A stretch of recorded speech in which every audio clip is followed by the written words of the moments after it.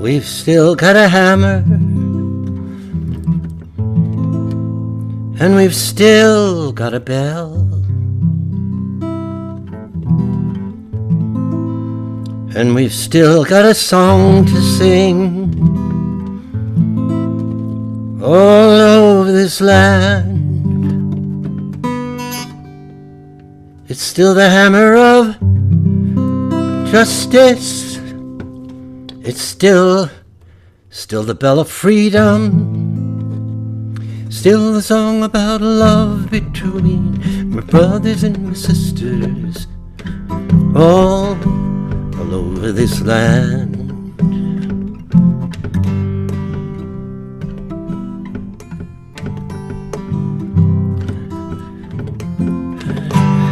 Tonight is a kind of a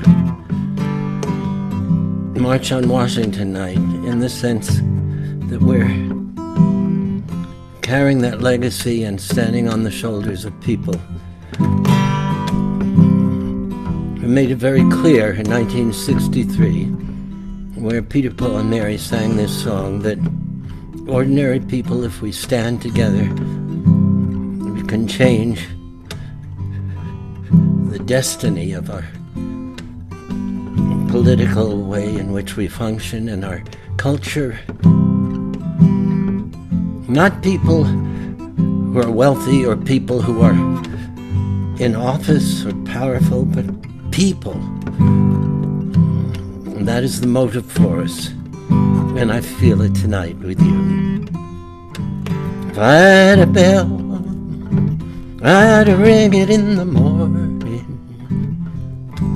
in the evening, all over this land. Ring it out danger, ring it out a warning. I ring it out love between my brothers and my sisters, all over this land. And we are sitting at a time where we're close to a vote about whether we love each other or not, and whether we're going to be a nation of people who are living and working out their perspectives because of the fear that dominates, or because of the love.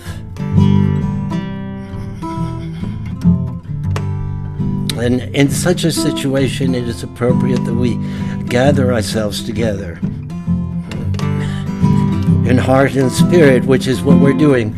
And music helps that. Okay, you can sing with me now. Don't think I can't hear you. If I had a song, I'd sing it in the morning. I'd sing it in the morning, in the evening, all over this land. Sing it out danger, sing it out a warning, sing it out a warning, sing it out a love between my brothers and my sisters, all over this land. Well, we do have our hammer, we do have a bell. We can hammer out a warning, we can ring out danger, and we can sing and thereby love each other, because that, as Pete Seeger and Lee Hayes tell us in this song, is the way we're going to get through this, by loving each other.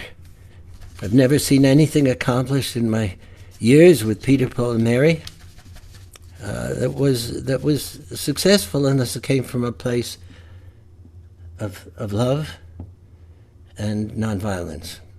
So in order to acknowledge the person that allowed this to convene and is the head of one of the 10 organizations that are have their logos and are supportive of this. Wonderful, wonderful. This is a community of the most imperative of issues, whether we are, as a basic nation, going to value the lives of our children. So I'm going to now introduce Stacy Wesch, and if you will tell us what your coalition is, and you will tell us what your heart is saying, Stacy, and welcome people. I'm honored to be with you and to introduce this and to introduce you. Oh, thank you so much, Peter, and I'm honored to be here with you as well. Thank you so much for this tonight and for everybody who's been involved. So good evening, everyone, and thank you so much for joining us tonight. My name is Stacy Wesch, and I am one of the co-founders of Honor with Action Coalition. And this election is so important for so many reasons, one of which is the gun violence prevention movement. I am myself am from Parkland, Florida. My daughter was a student at Marjory Stoneman Douglas. I was fortunate enough to have her come home that day, and I had friends that were not. And this show tonight is for them. So with that, Honor with Action presents Vote for Them, an evening of song to honor the students and teachers lost in gun shootings. Thank you. Oh, Stacy, thank you. Thank you so much. And what I want to do is say that what we're noting, we're going to go back in history a bit, but for now, what we're noting is the role that young people and students are playing now in taking the lead, not as our pawns or,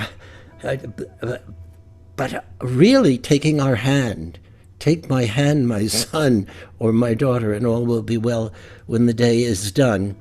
And this is a video of a song written by Parkland students who found a way to express their pain, their anguish, their anger, and channel it through music. And through that, it turned into healing and love and solidarity of spirit. And these young people wrote this incredible song, and it was only 3 months afterwards. There were 11 other songwriters and I came to Parkland to mentor them. But these words, some of the music they didn't write, but here it is called "The Children Will Lead the Way."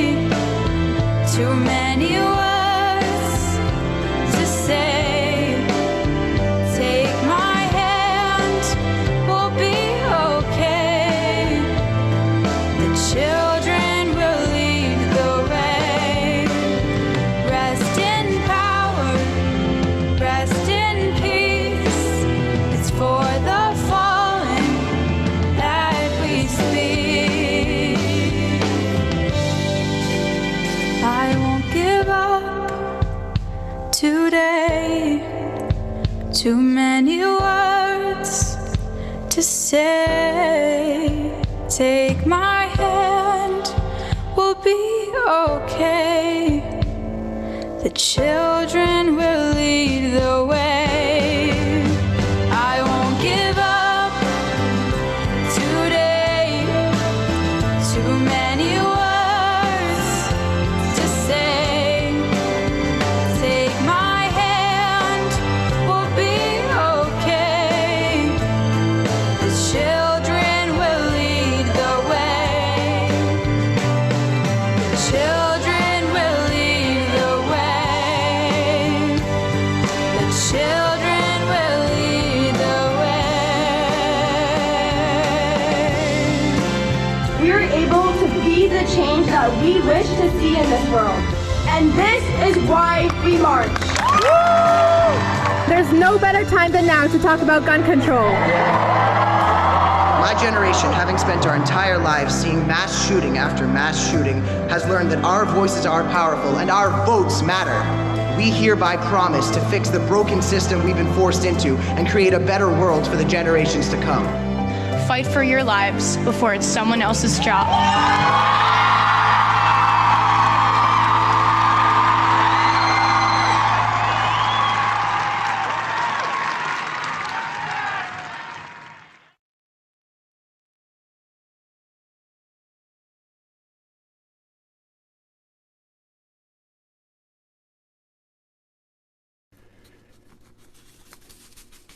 I'm sure a few of you need a moment to just resonate with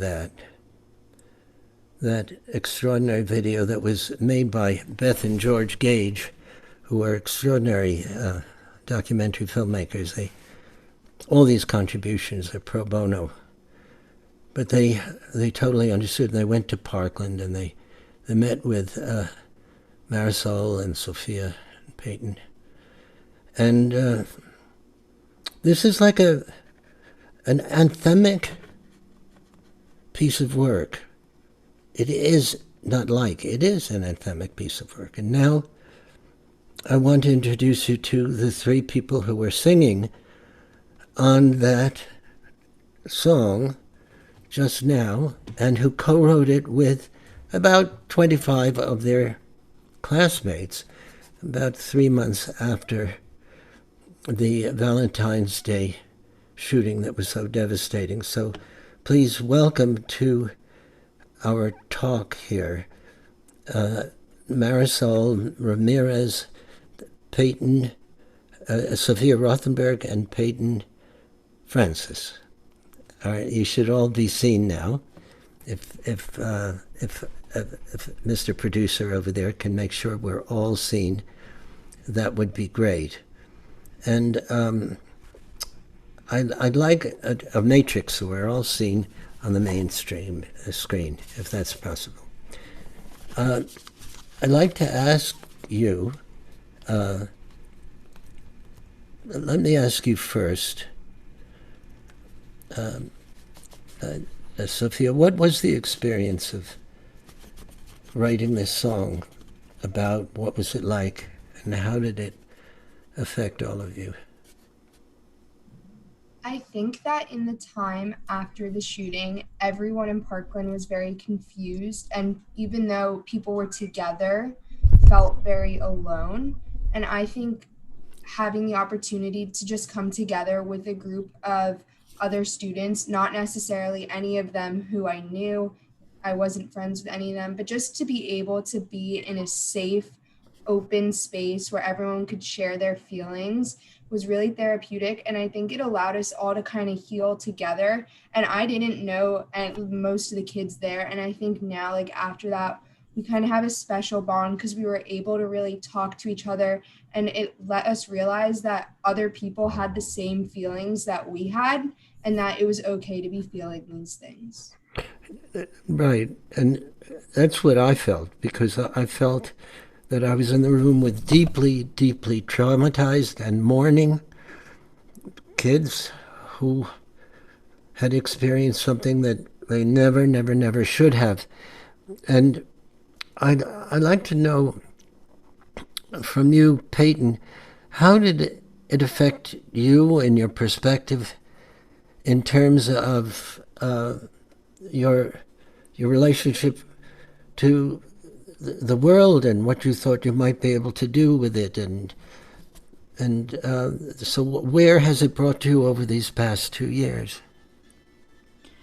Well, when the shooting happened, I was in 8th grade, so that's fairly young, and I was kind of just focused on going about my day, going through school, hanging out with friends, and I didn't really even necessarily know about issues in the world like gun violence and how they affect people until you actually experience it. And so after the shooting happened, I guess I kind of I was very angry at the world and just upset that people had to go through things like this. And I just didn't think that it was fair. And now, looking back at it, after we had written all of the songs, it gives you motivation to fight for the people who were lost and to try and make the world a better place so that this doesn't continue happening to other people. Yeah, that's what I saw too, because we are all still together. And Marisol, what changed for you, and where are you now in reference to what happened then and how your life, and how did it affect you, and the event itself, and where has it taken you?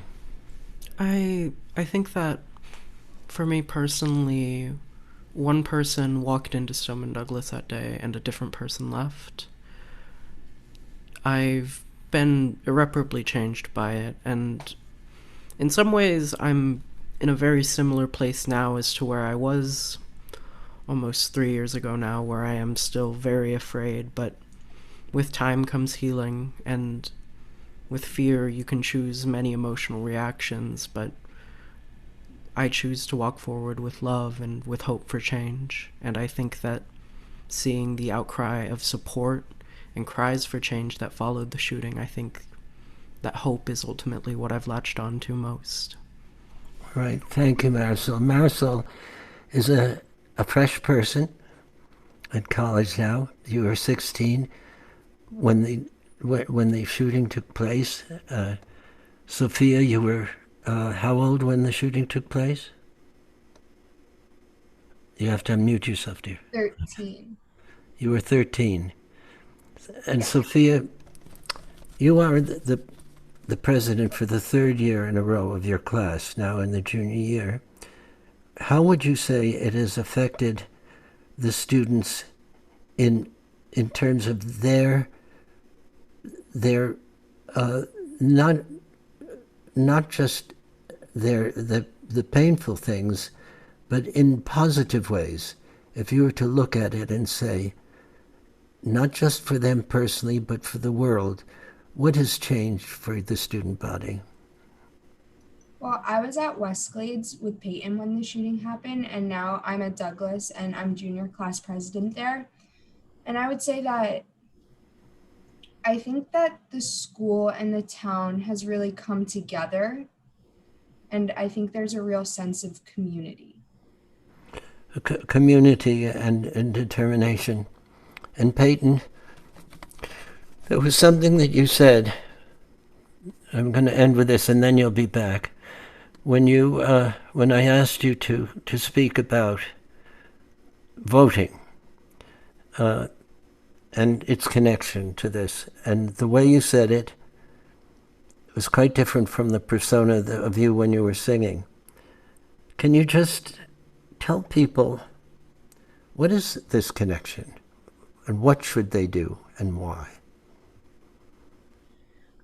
Well, us, especially me, I'm 17 years old, so I'm not able to vote, no matter how much I want to. And so when I'm singing the songs, we're trying to inspire other children to make change that doesn't have to do with voting, because children can't vote. So now us kids, we've been trying to do as much as we can without voting to spread the message and to create change. And now us kids are looking at the adults to vote and those eligible voters to go out and vote to make real change happen. Right. And you are doing it.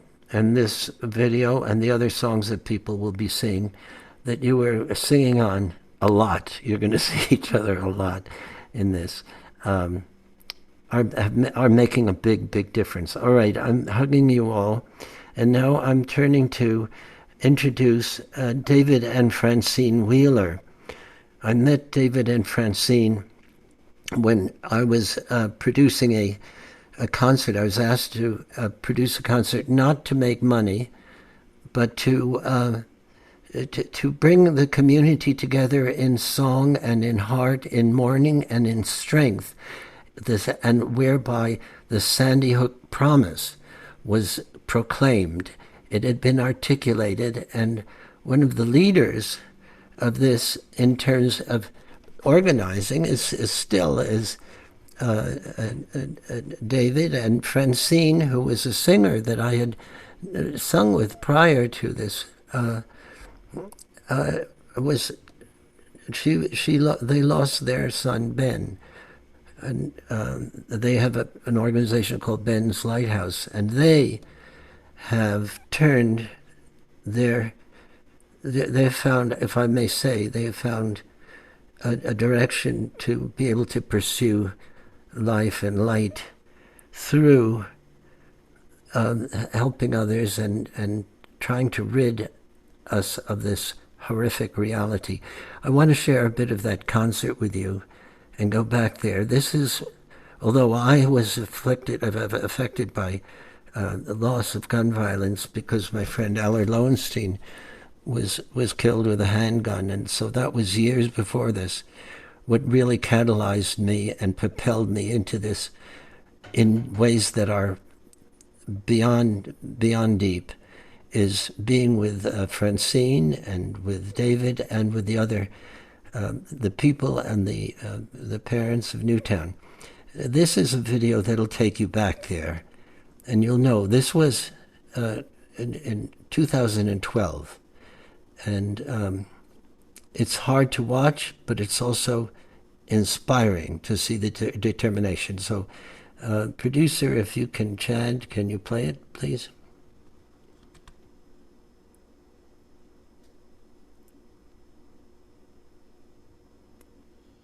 Our hearts are broken. Our spirit is not. And it is with this knowledge that we are able to move forward with purpose and strength.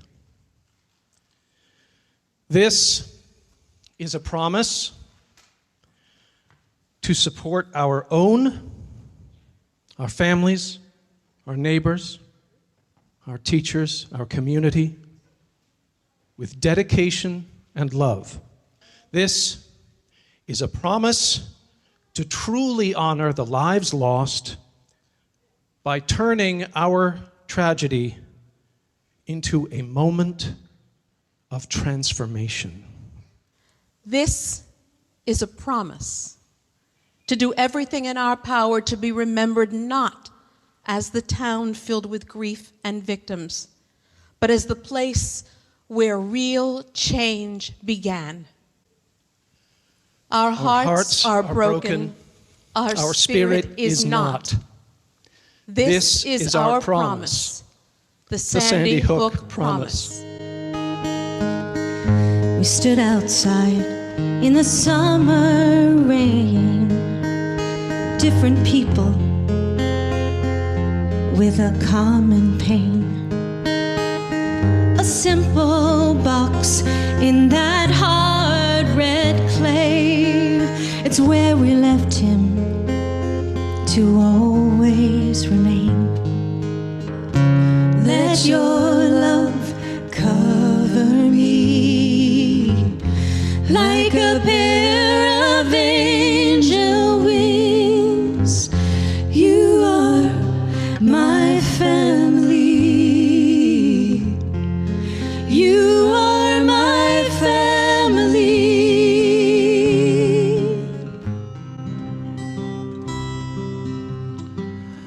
How many roads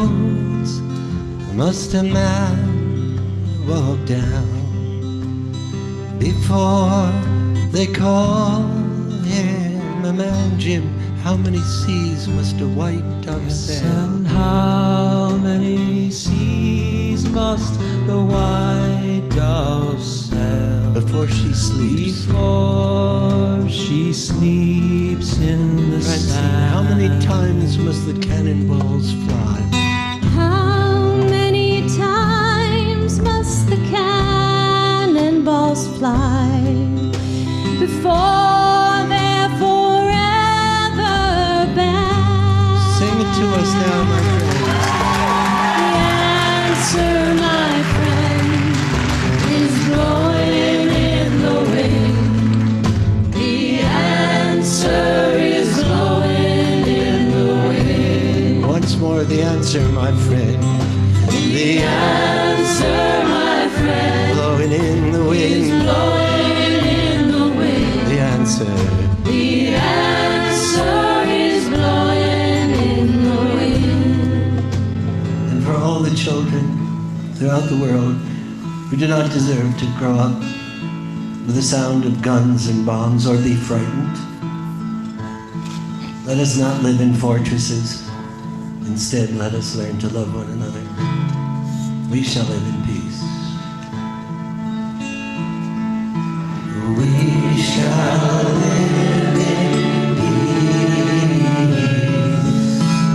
We shall live in peace. We shall live in peace. We shall live in peace.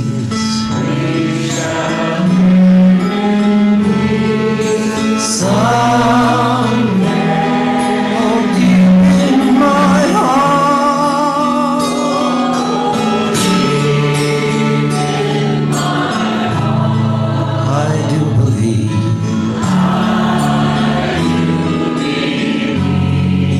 shall overcome. We shall overcome someday.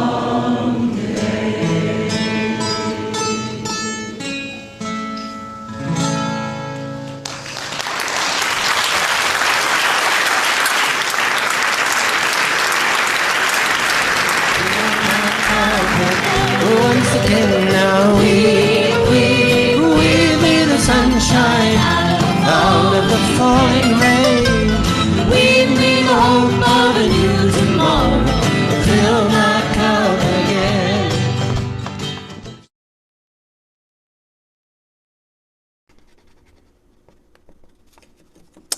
So, I'm here starting your video, and there we are. An unbelievable memory, and it started this road for me and many other people, and we have warriors of this, and they are the epitome of weaving the sunshine out of the falling rain, of taking the rain and turning it into beauty and sunshine and redemption and heart. And I would like to introduce you to David and Francine Wheeler, who are with us right now. Thank you, Peter. Hi, Peter. I wish I could hug you right now.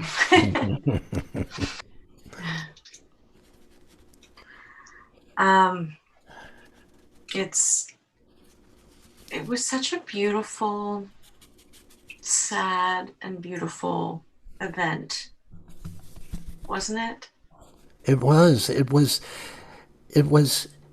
because we shared each other's sorrow, because we bore it together, because when you sang that song, you know, this is with Dar Williams, everybody said, if there ever was a group of people whose hearts was together as profoundly as they were at the March on Washington in 1963, where 250,000 people said this suffering must end, that night was catalytic for me. It was sad, but we get strength from sharing our sadness, and strength from finding the fury within, the righteous fury within ourselves to say we condemn these acts. We don't have to hate the people, but the acts are despicable. Yes. Mm-hmm. Yes. You know, grief is a funny thing because it changes a lot, and it's been almost 8 years since that video. But the thing that hasn't changed is our love for Ben, who was only 6 years old, 6 years, 3 months, and 2 days when he was killed. And we continue, David and I continue to do things that we believe will, like the younger people were just saying, you know, we believe in hope, we believe in change, we believe in love. My work continues to be sharing my story about Ben, because I think if people really understand grief and understand this kind of suffering and imagine it for themselves, like it could be anybody.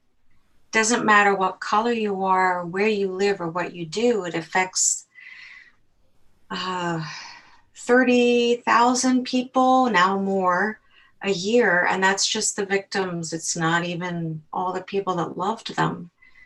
And we continue to do work, and we hope that people want to support a government that is supporting them, that makes the right for Ben to have lived his life more important than owning an assault weapon or not having better regulations on owning guns. And those are real facts that many Americans, they don't even know that they're not protected. And so we need to voice that opinion. We need to speak out, and every voice is so important.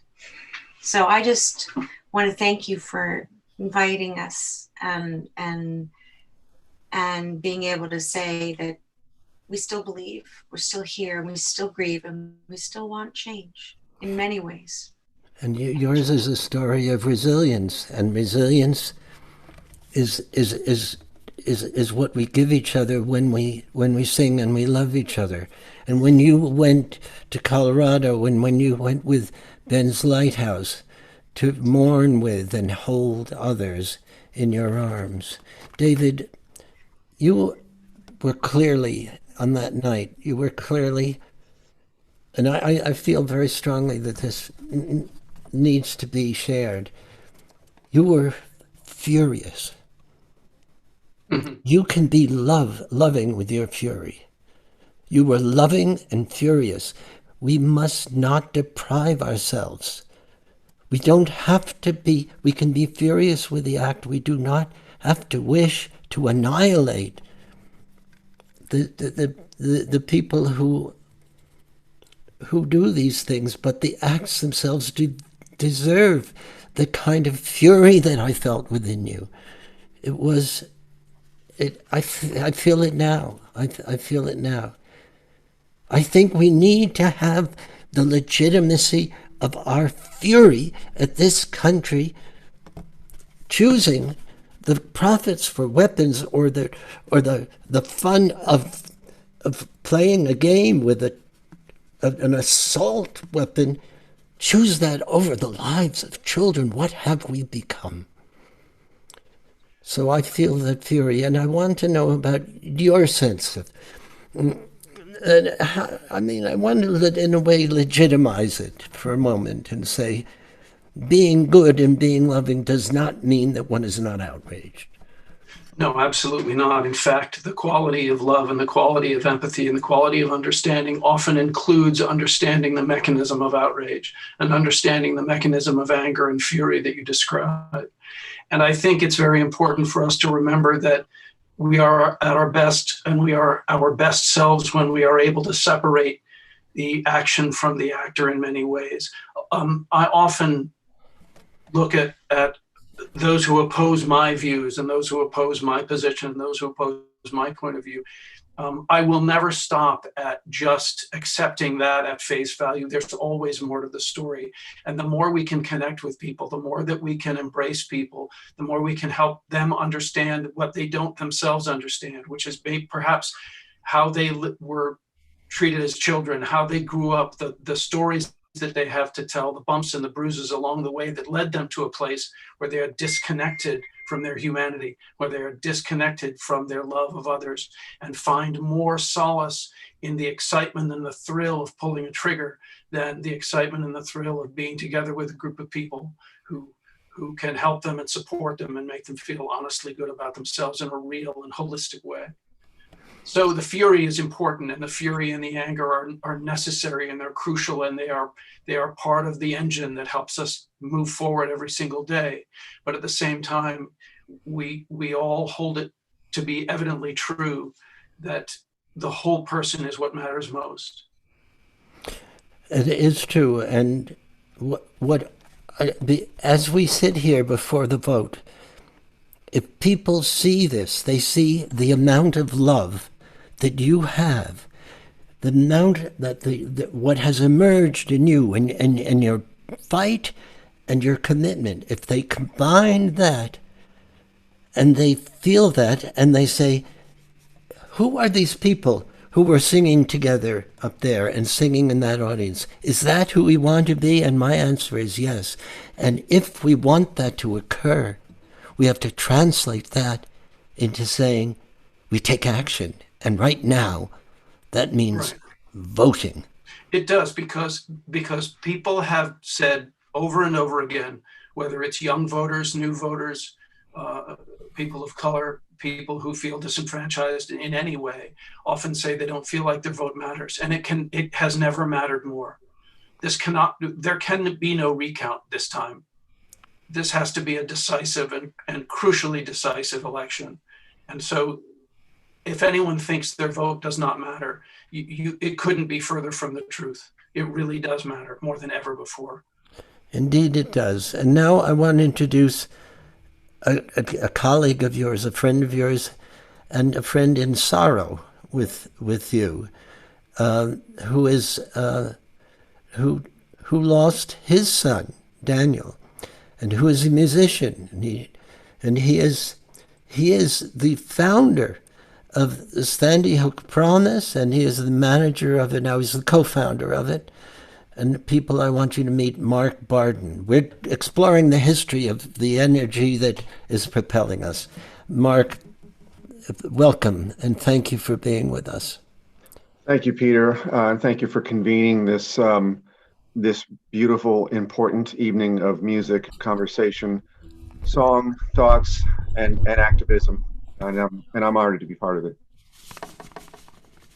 Well, I want to know, in terms of your own experience of going forward and your ongoing commitment, I read an article that you wrote about Christmas, about a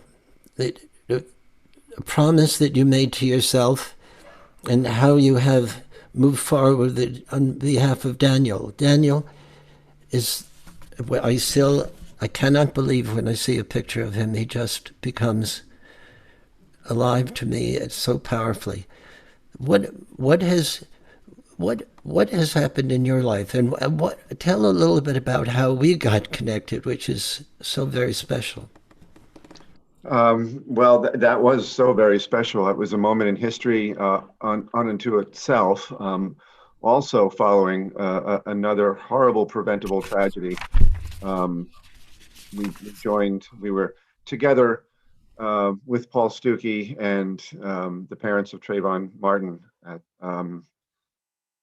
in Washington in that transformative moment. And looking back and thinking back on that, it's like a foggy dream world memory of being there and looking out across the mall at thousands of people who were all there because they believe that that we were on the right side of history and that change was imminent, and so here we are. We find ourselves probably 5-6 years after that, Peter, again at a precipice moment where we're hoping that change is imminent. And I would just echo what we've heard before about how important it is that folks do get out to vote. I mean, we know from research that the largest electoral constituency is the eligible yet non-voting voter.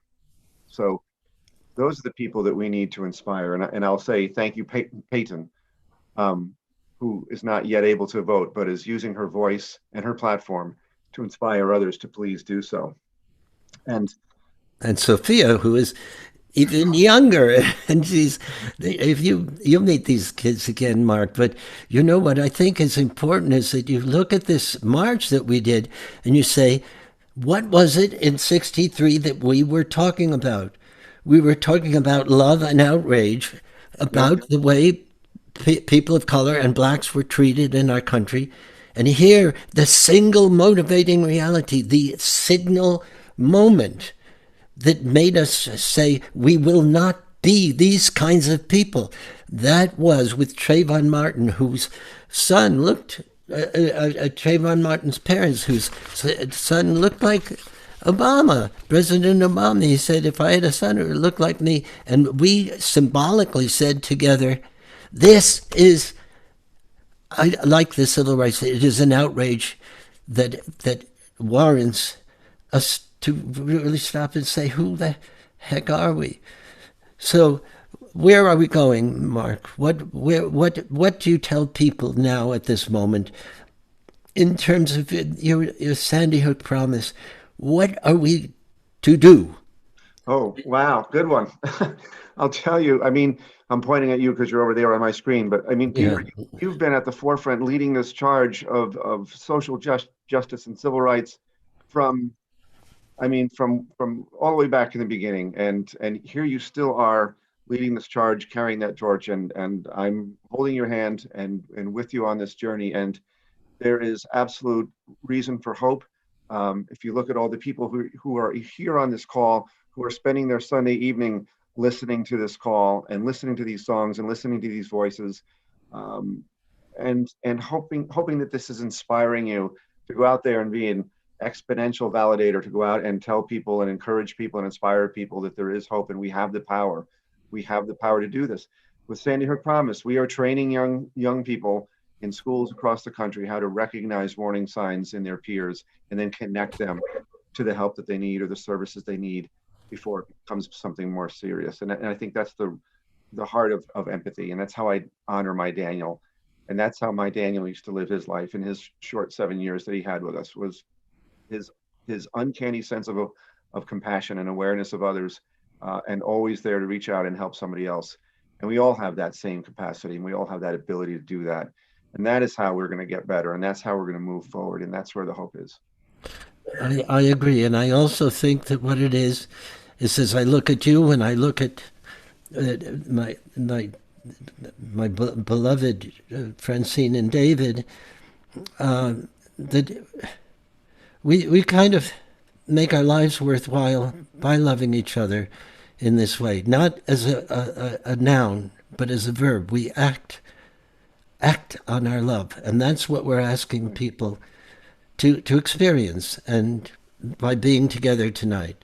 Yeah. We're not saying, here's your football team or here's your candidate. We're saying, what are the issues that propel our lives, our morality? And therefore, how do we move forward? And we vote. And now I want to introduce to you somebody extraordinary who came later. Because I met Mark and I met Francine and David back in 2012. But it was just close to 3 years ago that I met this warrior, this poetic artist, physical artist, but artist of the spirit, who transforms it into extraordinary work, who was devastated. He and his wife, Patricia, were devastated by the loss of their son, Joaquin Oliver. And he created this extraordinary video, and this is a message from Joaquin Oliver, and that's what I want you to please play now, not the other one that was queued up, so I know you need a moment. the message from Joaquin.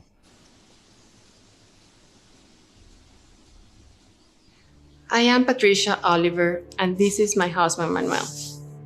2 years ago, our beautiful son, Joaquin, was shot and killed at Parkland. Every day I think about him and what his last moments must have been like. Meanwhile, every day, nearly 100 more families lose someone they love to gun violence. Every single day, we keep telling people it doesn't have to be like this. They don't listen. So we found a way to bring back someone that no one will ignore. It's very hard for me to look at this. So please listen to what our son has to say.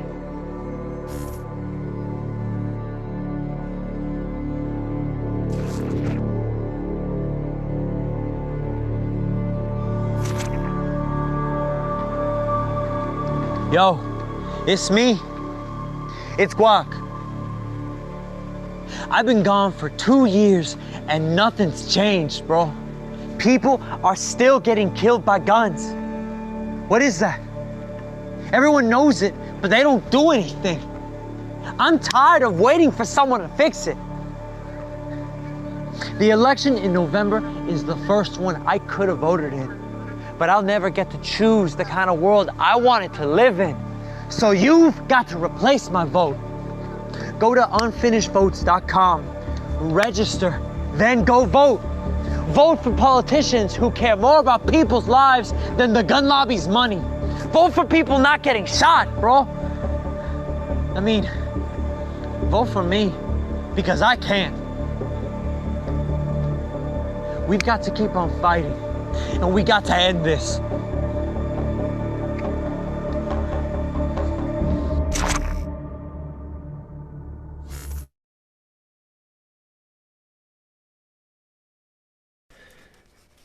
That's powerful, and when I saw it, I was devastated. So many, you're spending your life fighting to bring people's hearts together, to have the compassion to see, to not live, if this is a struggle between the power of compassion and the power of hatred. And your art is at the forefront of this. Your posters, here you see on your wall, Refuse, your son, and you made this logo, and you're always there for this, for all of us.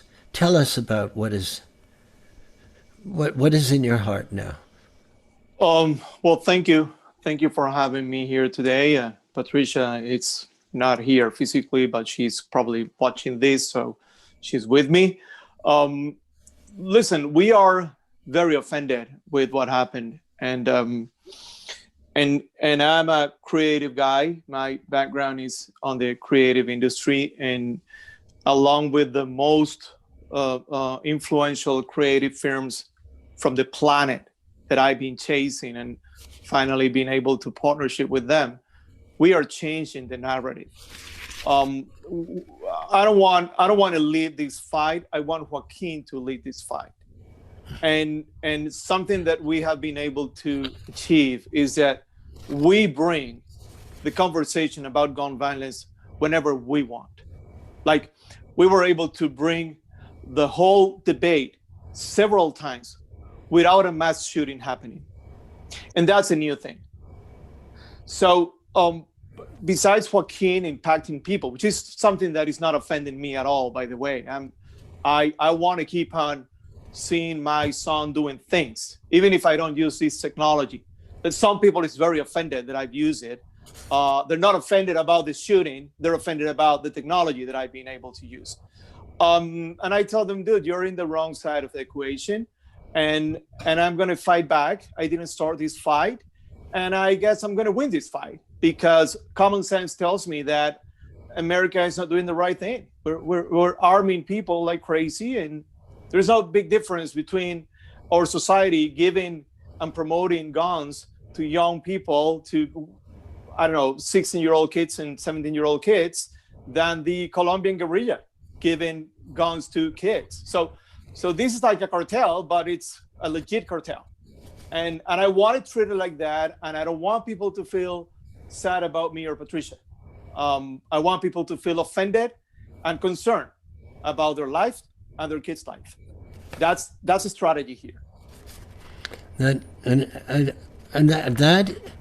is where we all have to come. We have to come to a place where our hearts move us to march with you, to fight with you, because we're not just fighting for our kids, we're fighting for the essence and the core of who we might be in the future.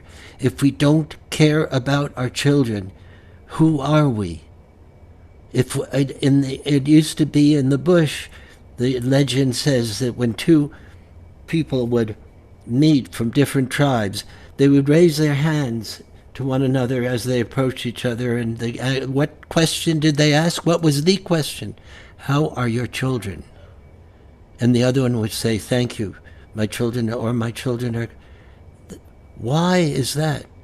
If we cannot embrace that fundamental reality, we have lost our humanity, our morality, our ethical base. This is emblematic, and it is, in literal terms, a travesty beyond travesty. But Manny, but you also have to know, Peter, that I'm sorry, I need to steal a minute from your schedule. That is already running late. No. This is not about Mark or Francine or me. We cannot bring our kids back. But someone else out there, a lot of parents that are able to hug their kids tonight, or their wives, or their husbands, how come they're not offended? What is it that I need to do to make you realize that this could happen to you right now during this conversation? Not even tomorrow, right now. What is it that we need to do? So we need to find those things that we need to do. Is it art, the answer? Is it videos? Is it breaking that ethical line that nobody wants to go beyond? Well, guess what? Then we'll need to find that. This is not about Joaquin. No one will bring Joaquin back. And our plan, all the parents that already spoke in this panel, including myself, including Patricia, Fred, everyone, we are doing this for life. No one is voting for us on Tuesday, and no one is voting us out on Tuesday. Whatever happens on Tuesday, on Wednesday, we will be doing the same thing.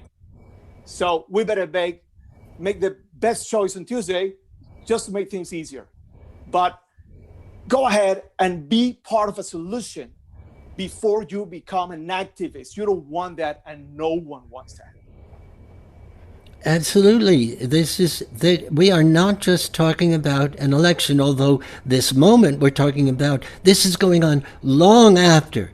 We are consolidating a sense of outrage and passionate caring for one another and love for each other.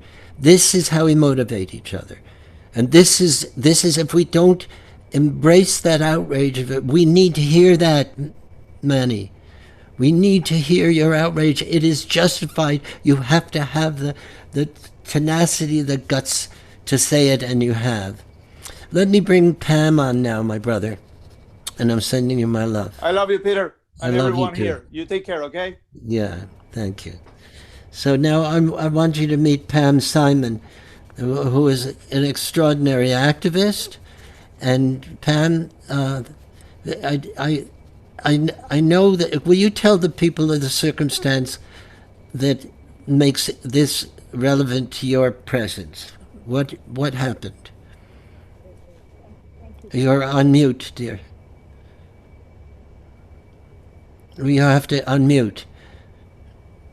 Yeah, I'm unmuted. You have to be louder, dear. Cannot hear you.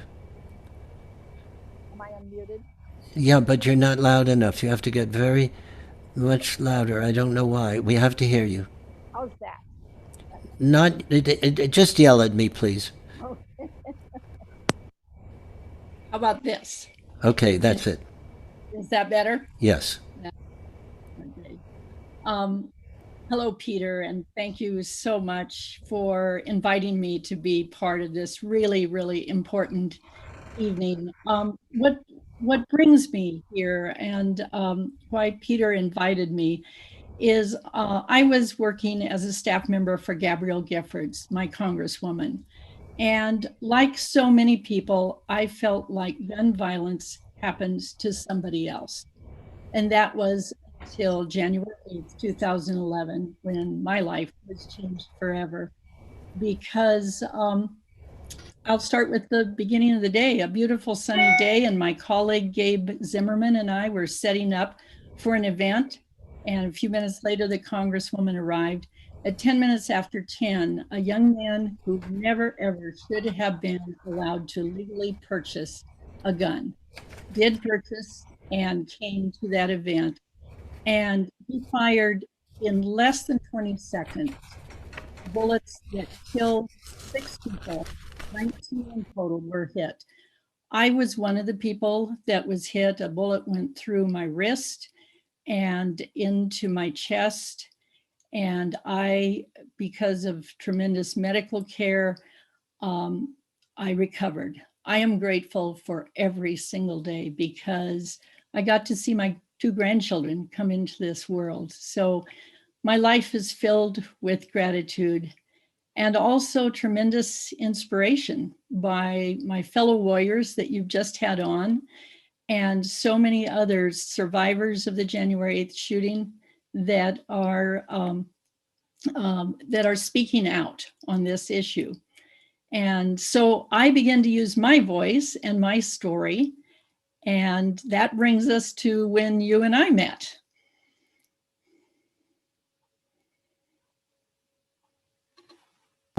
Okay, I had to unmute myself. When I met you, I recognized in you that you were my sister, and you were my friend, you were my mother, my father, my daughter, my wife, my priest, my rabbi, and together we went backstage, and I showed you these videos. That was a long time ago, and my belief in them was the belief in the youth. The youth. We have seen these youth. We're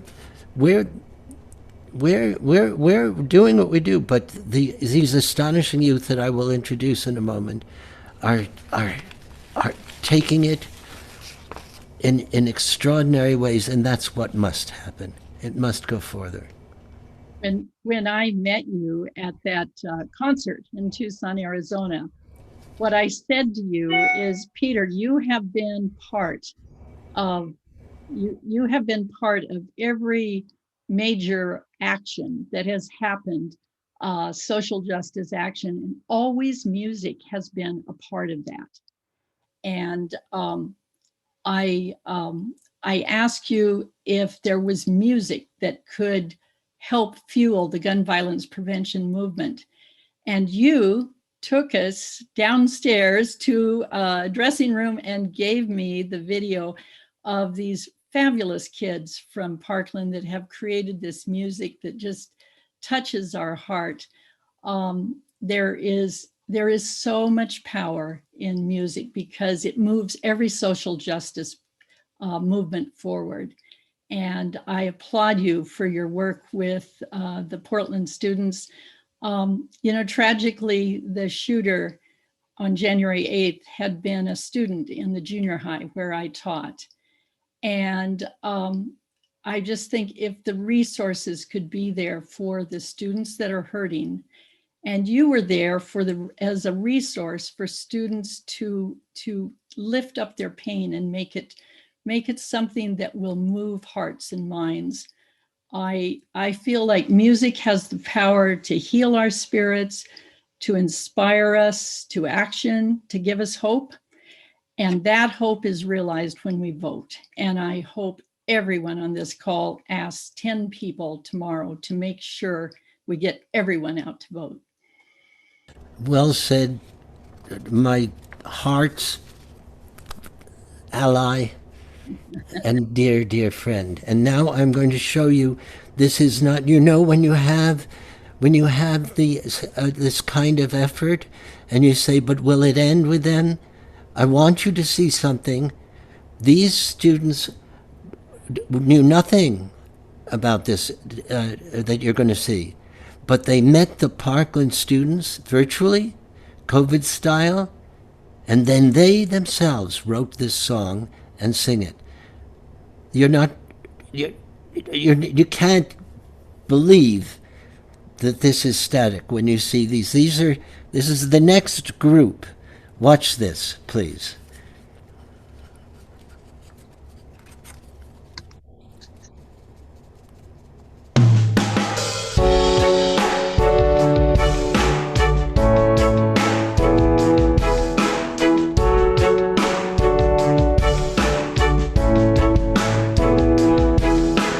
I can't leave the house without being afraid. Some see my skin as a weapon. They're threatened by the way I'm made. Even my friends downplay the danger. Stay quiet like they don't care. Don't they know next time they watch the news, my face might be there. If I scream, will you hear me? If I can't breathe, will you help me? We will, right now, we will help you. And we will raise our voices and we drown out the hate. Take a stand for love before it's too late. Who are we to speak up? We're the leaders of tomorrow. The world's gonna hear from us. As long as there's injustice and violence, we won't succumb to the sin of silence.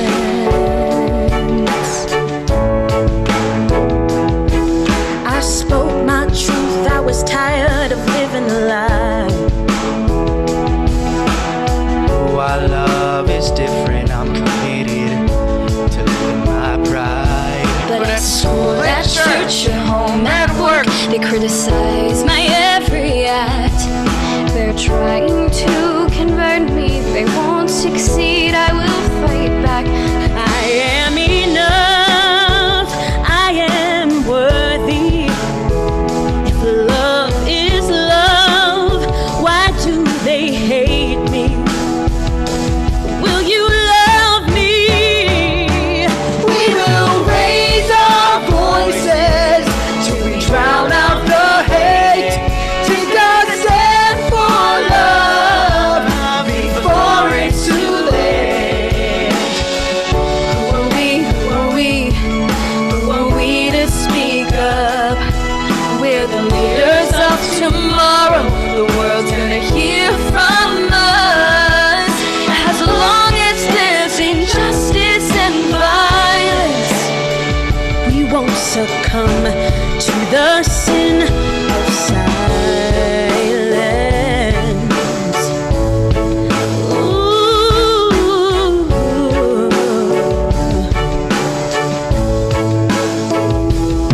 We are young, but we're old enough to know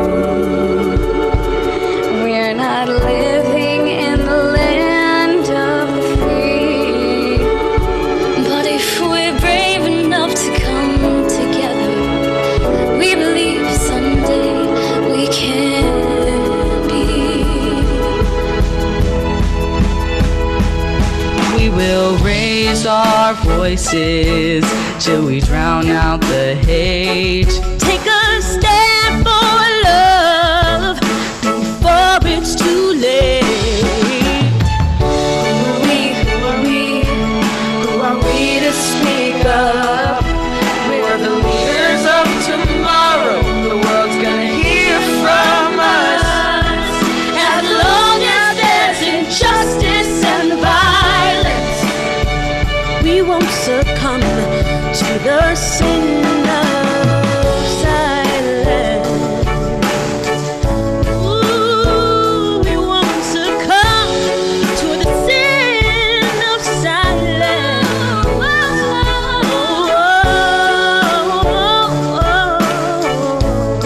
To the sin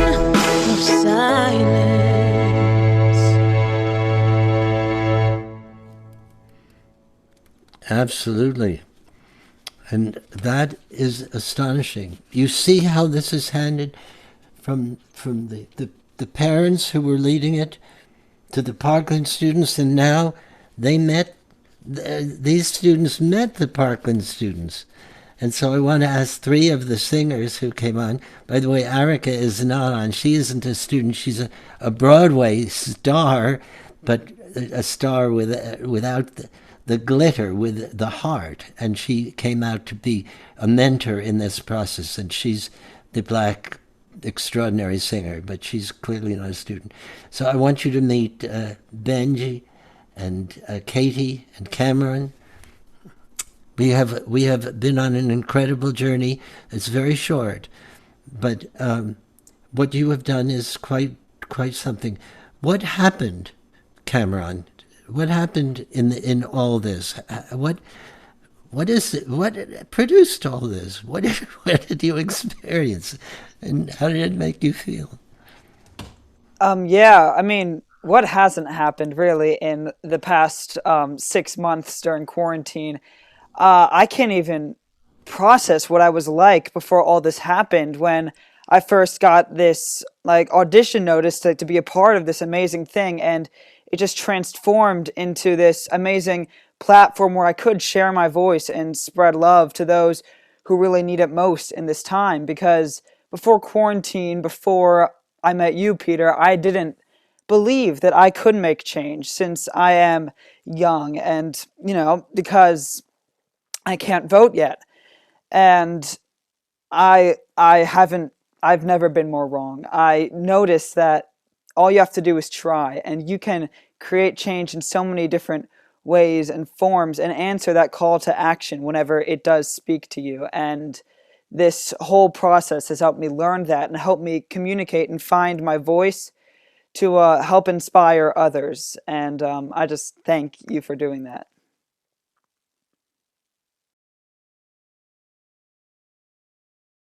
I forgot to unmute myself.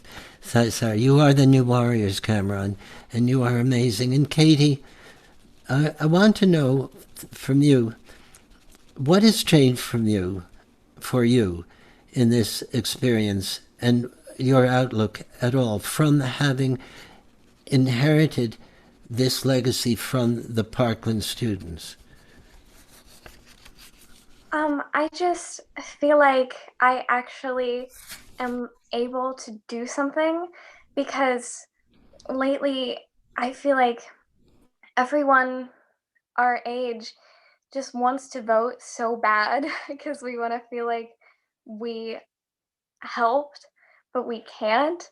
So I feel like doing this, I feel like I'm doing something, and I'm trying my best to inspire people to vote and inspire change. Yeah. Ben, what was it that you felt from the Parkland students when you met them?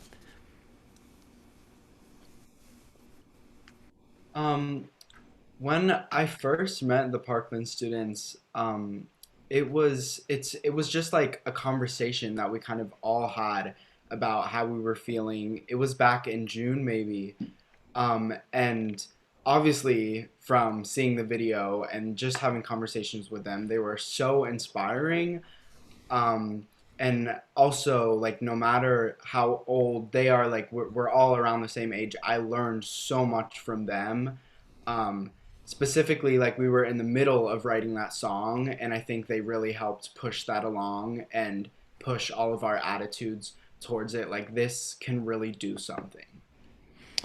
And yes, and I felt that I want everybody to know that you chose those lyrics, you wrote those lyrics, you chose those topics, and the two topics that you chose to focus on, interestingly enough, had to do with areas where we have to embrace our empathy for each other. Black Lives Matter and LGBTQ, and people were open and honest, and you'll see that in the video that comes after this, what that interaction was like, how people were not afraid to be themselves and to take charge of what they were saying, the courage of you to say, and can you believe that lyric?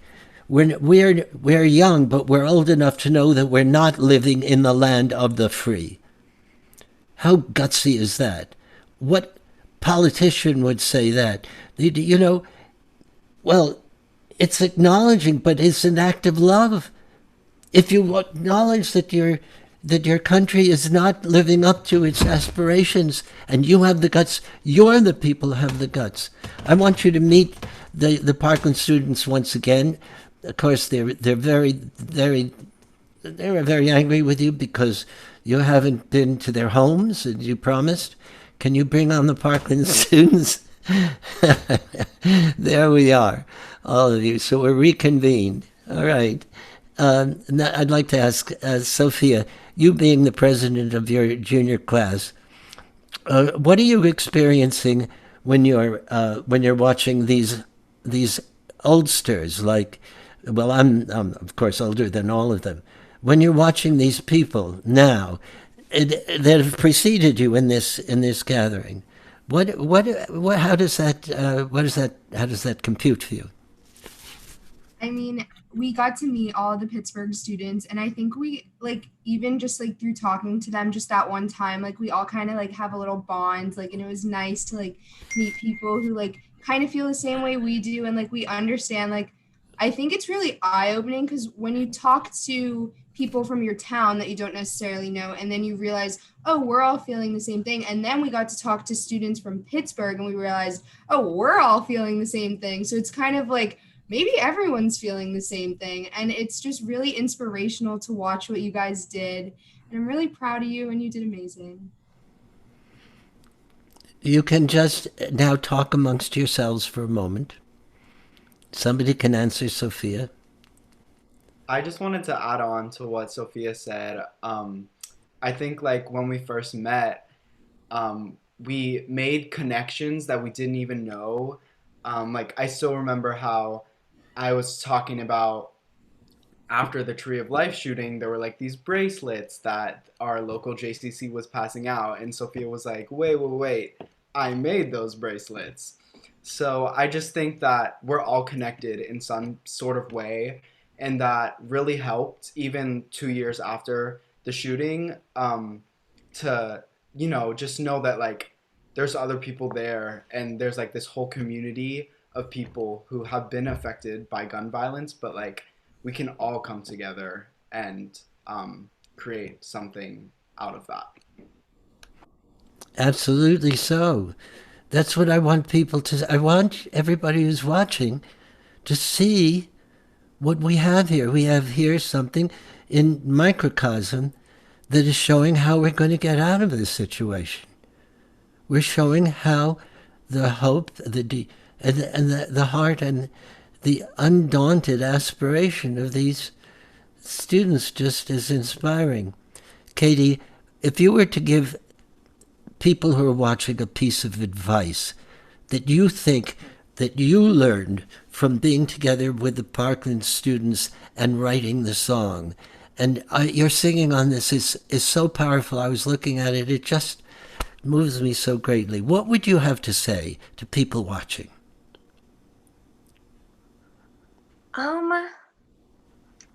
I would say just try your best to, if you believe in something, find out how you can make a difference and how you can work with people to affect change, because the kids from Parkland really did show us that even if you are young, you can still do so much. And yeah, and you just have to connect with the right people and just ask how what you can do and do your research. Right. And Marisol, you're the only one here who is in college. You are the senior member of this group, a big whole, a fresh person in college. What can you tell the people watching, and what can you tell these young students whom you affected so powerfully?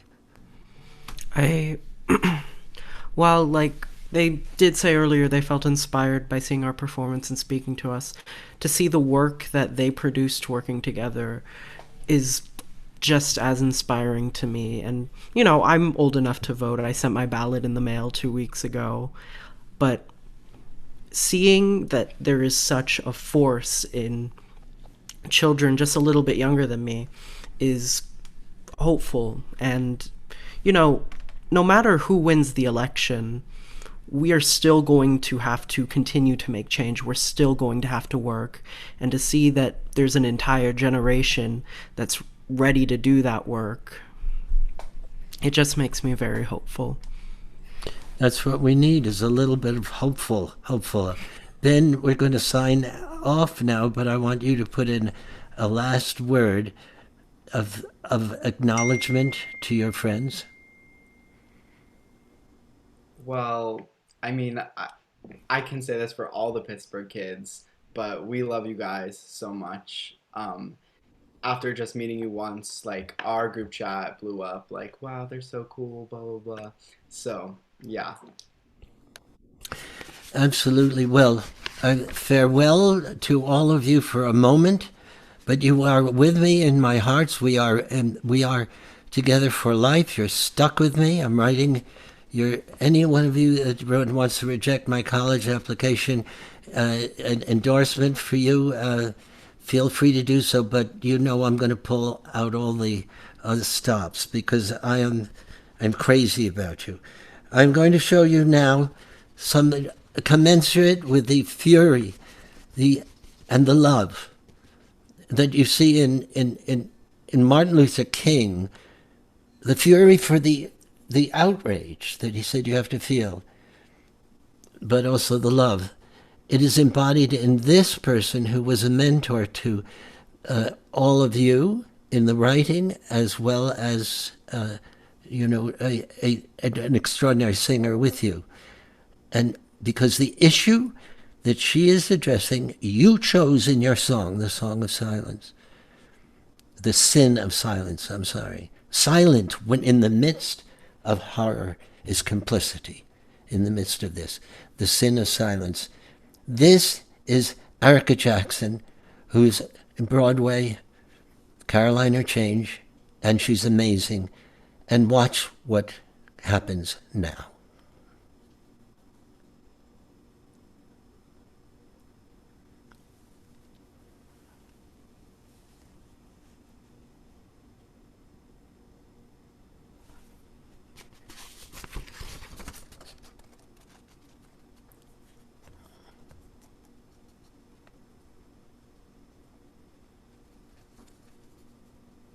Right now, we are in the most unprecedented times. As a Black woman, it's disheartening to see every day another Black child lose their mother or father to the hands of police, to the hands of people who believe we don't deserve to live, to succeed, or to be Black. Every life matters. No more, no more, no more. Please follow. No more. No more.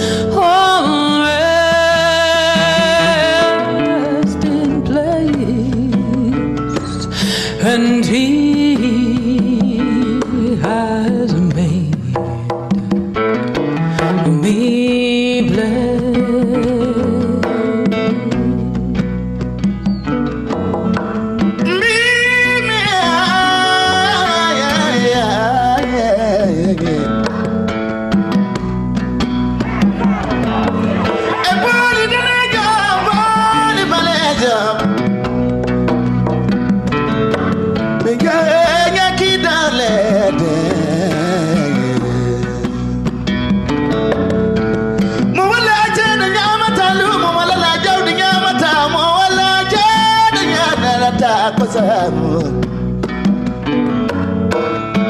Torino vaya na vidala ya vidala ya maeda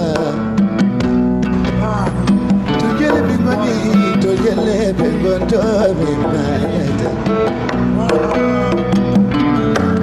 Torino vaya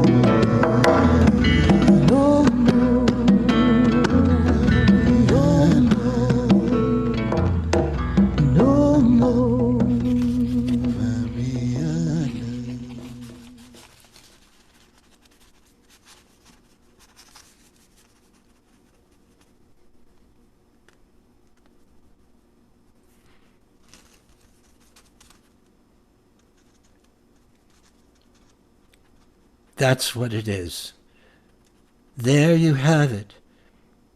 This is a fight for our caring about one another. This is the outrage that I feel with this is equivalent to the outrage that I feel when revisiting the circumstance with, I cannot believe we are treating each other this way.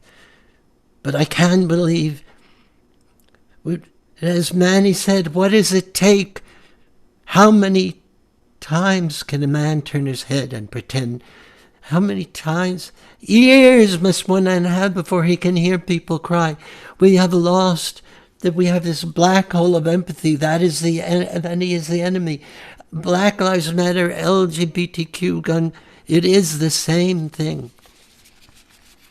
I want you to know that standing up for this effort came some of the great iconic leaders. And you're going to see very quick promos now that they did that have been all over the net. And they came on board. I mean, iconic leaders from, and one extraordinary leader who you're going to see a lot of in the 37-minute video later, but you'll only see her a bit and now. And she starts it out. Look at these these promos now. I mean, it's we are strong. Watch this.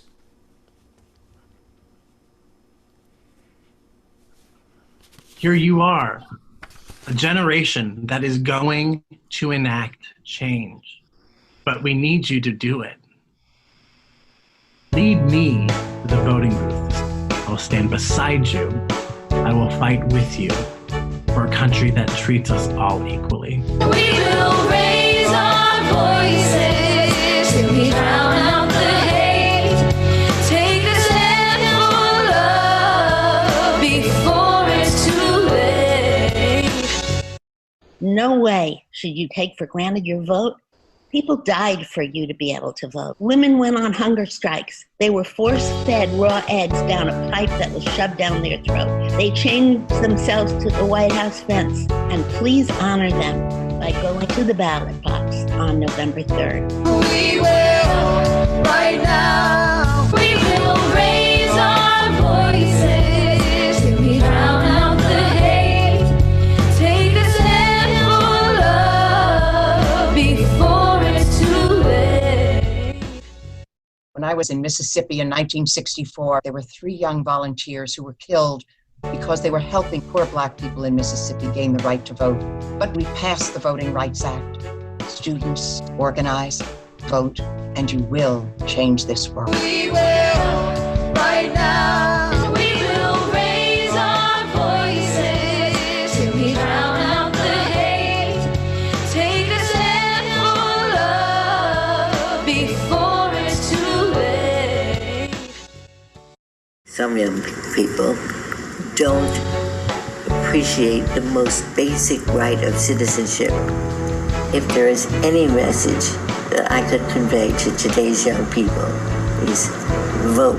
We will, right now, we will raise our voices till we drown out the hate. Take a stand for love before it's too late. Who are we to speak up? There it is. That is that we will raise our voices till we drown out the hate. That's those kids. Take a stand for love before it's too late. That is what we are doing tonight. And to hear all these voices, young and old. But now, to crown this evening, just so you know where it's going, it's gone another generation. Because when these singers who you are going to see now heard these songs, they did what are called covers. And they are now embracing it. We're talking about a chain, and we will keep this chain going, and it is a chain of heart and music. Watch these.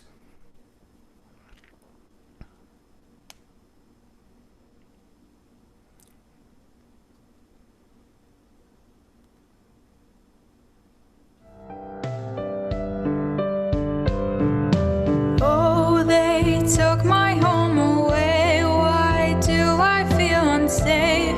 Please tell me when I'm able to come out. You told me it's not the end. I feel like it's pretend. How am I supposed to live like this now? I won't give up. Hi everyone, Brittany Coleman here, and I am so honored to be a part of this project with Song and Get Out the Vote and these beautiful Parkland High School and Pittsburgh High School students. These songs are so powerful, and today I picked Children Will Lead the Way because it is a reminder that my vote counts not only for me, but for those who are not old enough to vote.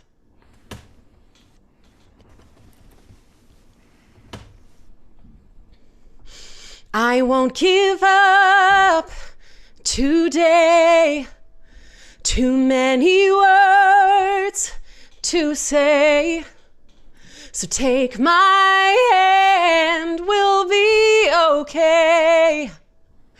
The children will lead the way. The children will lead the way.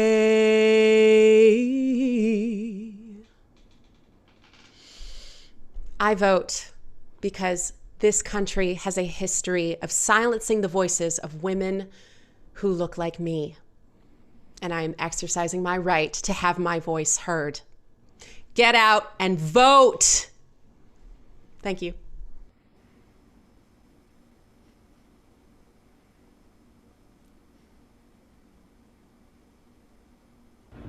Hi, I'm Jessie Hooker Bailey. I really connected to the song Sin of Silence when listening to the lyrics. They're literal words that have come out of my mouth lately when talking to my family and my friends about how dire this situation is right now, how important this election is, how it's beyond the election, how the bubbling up of the tension and the hate in our world, there's no more time to not care. There's no more time to sit this one out. People's lives are on the line. My life can be on the line. My husband's life, my brother's life, my nephew's life, my dad's. We don't have time to be silent. We will raise our voices till we drown out the hate. Take a step for love before it's too late. Who are we? Who are we? Who are we to speak up? We're the leaders of tomorrow. The world's gonna hear from us. As long as there's injustice and violence, we won't succumb to the sin of silence.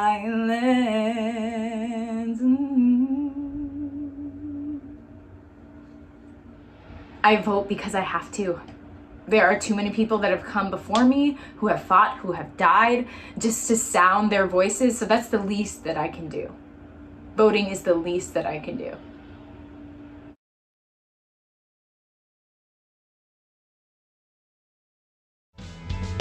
This is a song for the silence, the ones that we lost in a sea of violence. Speak out for those who can't speak anymore. They are the friends we are fighting for. This is a song for the silenced.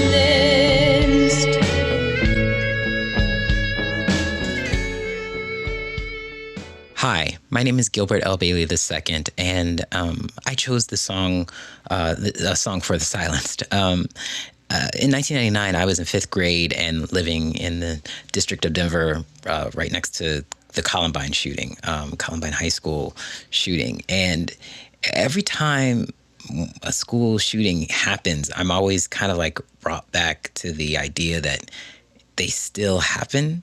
Because when Columbine happened, at least when I was that young and I was in 5th grade, it seemed like something that was so big that, you know, I thought the whole world must care.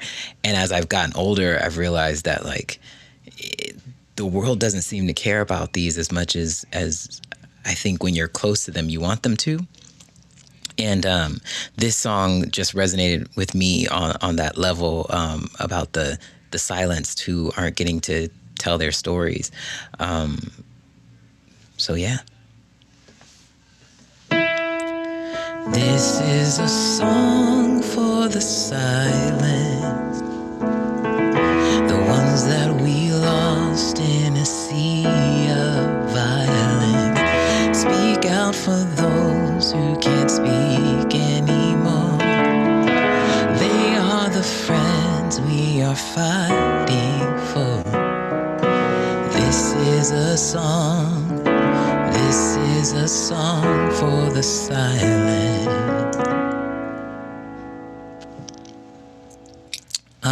Yeah, and this year, 2020, I am voting because I really do believe all of our lives depend on it.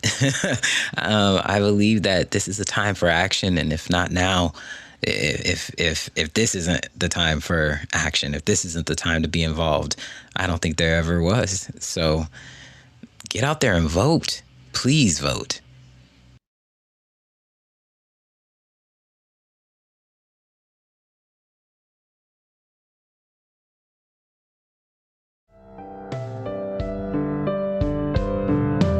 Oh, they took my home away. Why do I feel unsafe? Please tell me when I'm able to come out. You told me it's not the end. I feel like it's pretend. How am I supposed to live like this now? I won't give up. Hi, I'm Kate Trinidad, and I really connect with this song because I believe our youth are the seeds of change. You all are heard, you all are seen, and your activism and voice matters. I won't give up today. Too many words to say. Take my hand, we'll be okay.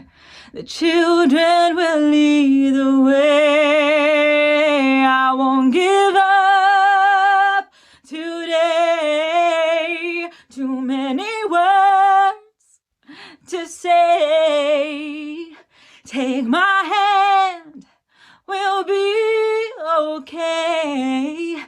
The children will lead the way. The children will lead the way. The children will lead the way.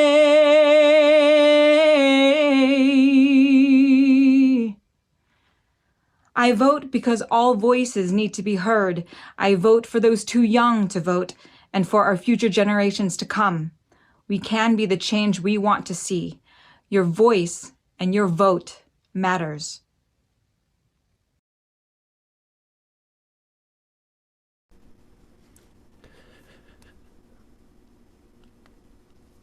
All right. Now, do you see why John Lewis said at the gathering with 30,000 people at the 50th anniversary of the Selma Montgomery March, he got up, there were 40 acts that were performing, and they were there to memorialize that time, and he said, he was the only one who wasn't a singer. He said, the civil rights movement without music would have been a bird without wings. Listening to these people, seeing how it has traveled from Francine to the Parkland students to these students, how do you think it feels for them to say, look, at my age I've inspired these people? That's what you need. It's inspiration. This is love. So powerful. Now, I'm just going to start this film where you're going to see the resource, except for the last. These are Broadway singers, by the way. They did this. They did not jump in this. And I tell you, Kevin Salem and Leslie Kirsch and Drew Goldstein, who are co-leading this effort, they did this without me. I feel like the proudest parent of all, because they did it better than it's ever been done.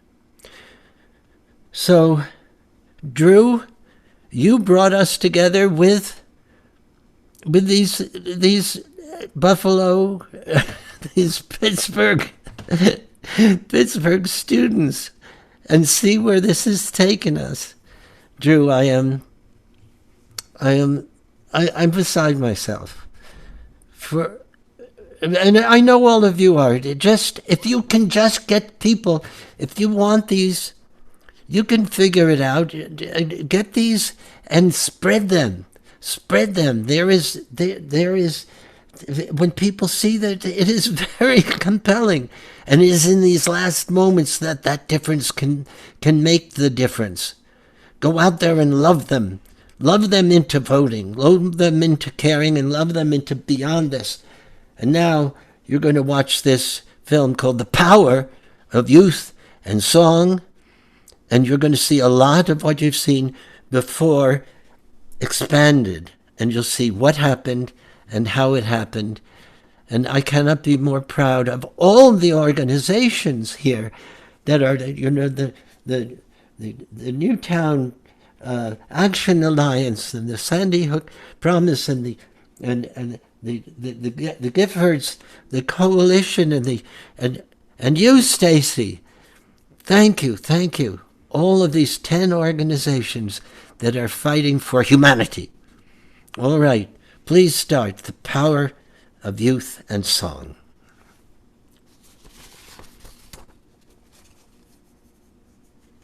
Wake up, America, wake up. Wake up, America, wake up. Cycles of violence, it all seems so mindless. Halls ring with gunshots and then they go silent. Darkness before us, children are dying, but we won't be quiet, our voices are rising. Good evening, and welcome to the Youth Voter Initiative.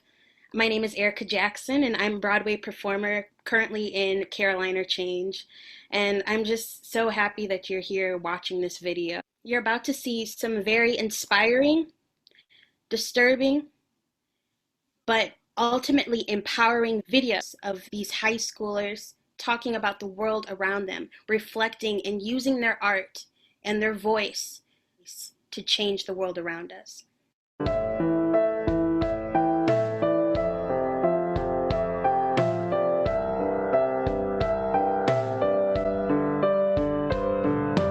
Oh, they took my home away. Why do I feel unsafe?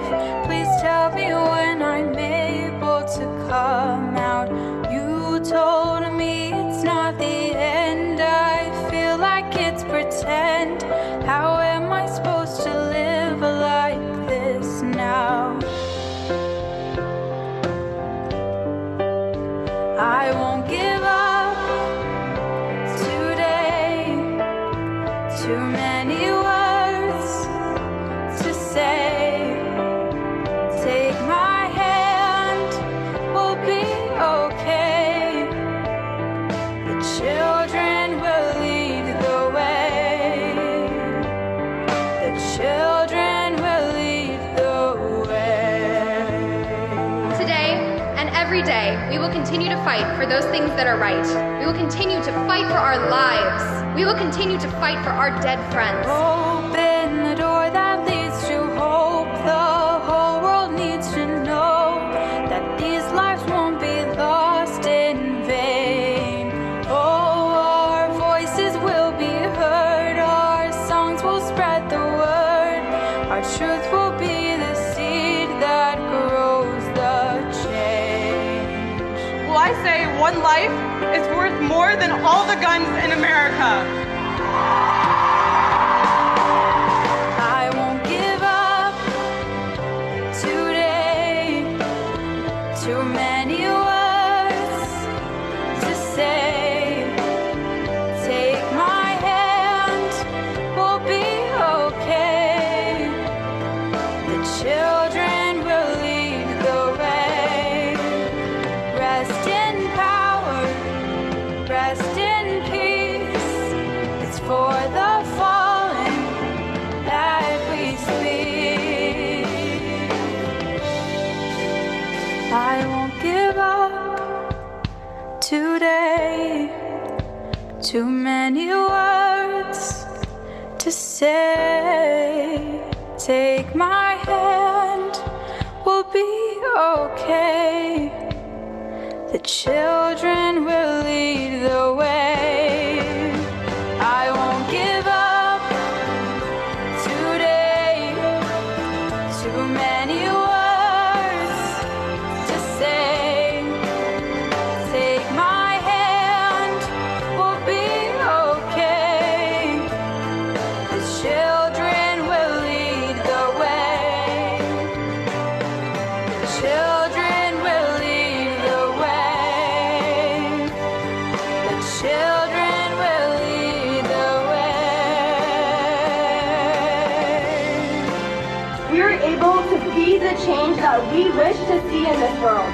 And this is why we march. There's no better time than now to talk about gun control. My generation, having spent our entire lives seeing mass shooting after mass shooting, has learned that our voices are powerful and our votes matter. We hereby promise to fix the broken system we've been forced into and create a better world for the generations to come. Fight for your lives before it's someone else's job.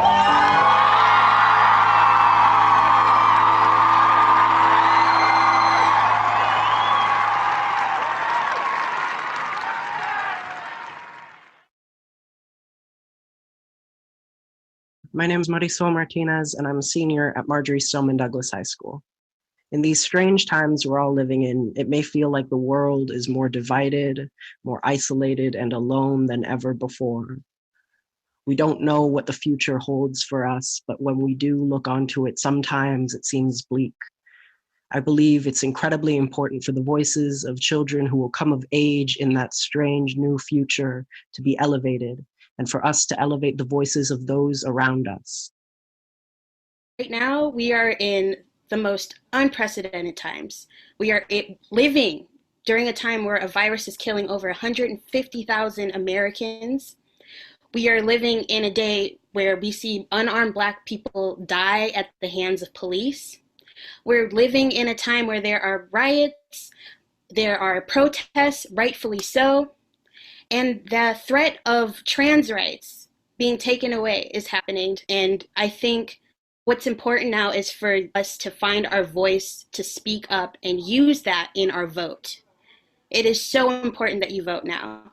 So many people have died for our right to vote. For me as a Black woman, it is crazy to know that we didn't have the right to vote. As a Black woman, it's disheartening to see every day another Black child lose their mother or father to the hands of police, to the hands of people who believe we don't deserve to live, to succeed, or to be Black. And I think it is a huge insult for people to not use their vote and their voice to right these wrongs. Every life matters.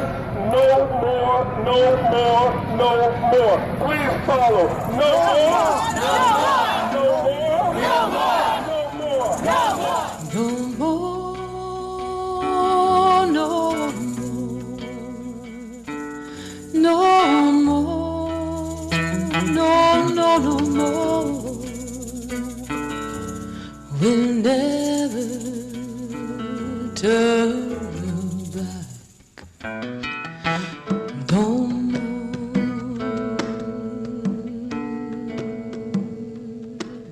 I found her in here. Oh, resting place, and he has made me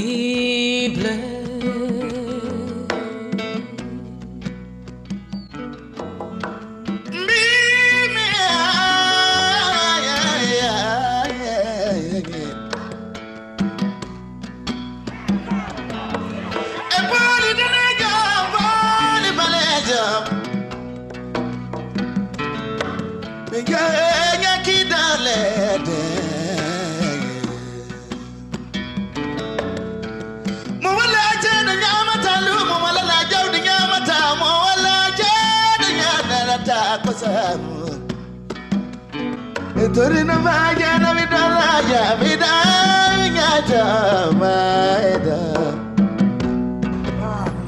To get a big money, to get a big one, to be maleta. Torino vaya.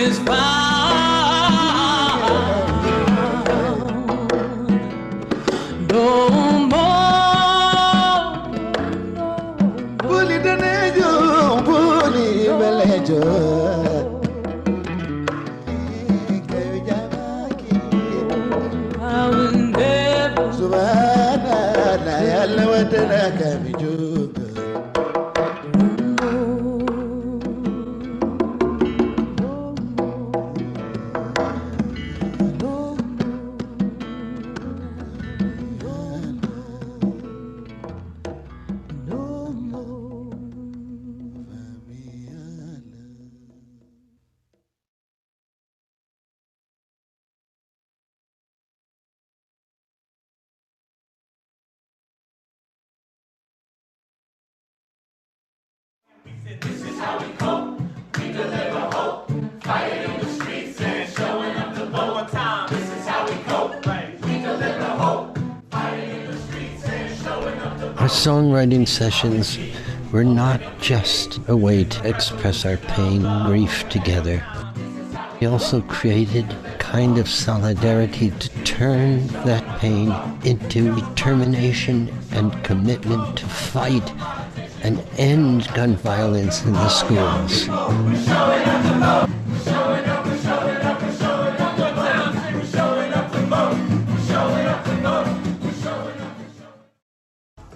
Wake up, America, wake up! Cycles of violence, it all seems so mindless. All swing with gunshots and then they go silent. Darkness before us, children are dying, but we won't be quiet, our voices are rising. Wake up, America, wake up! Wake up, America, wake up! Nothing's gonna happen if we don't take action. Nothing's gonna change if we same old ways. Nothing's gonna happen if we don't take action. Nothing's gonna change if we same old ways. Wake up, America, wake up! Wake up, America, wake up! These were once lives with hopes and dreams, not just statistics times ripped at the seams. Sitting behind your TVs and phone screens, how can you ignore your own children's screams? Have you grown down to this? Is this your norm? It's been going on since before we were born.